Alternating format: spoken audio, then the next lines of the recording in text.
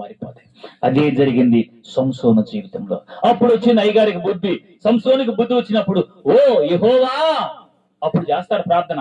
శ్రమల్లోకి వెళ్ళిన తర్వాత ఇంకెట్లుంటది ప్రార్థన, ఇక సాధ్యం కాకుండా ప్రార్థన. ఇదే మనిషి జీవితం.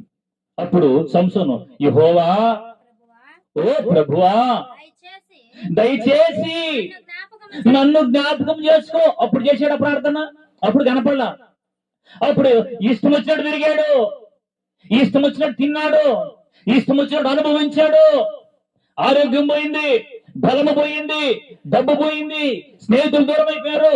సావు దగ్గరకు వచ్చిన తర్వాత అప్పుడు గుర్తొచ్చింది దానికి పరిస్థితి అంతా కూడా. ఓ యెహోవా, అయ్యా దయచేసి దయచేసి ఏమంటున్నాడు దేవుడితో, అయ్యా దయచేసి నన్ను జ్ఞాపకము చేసుకో.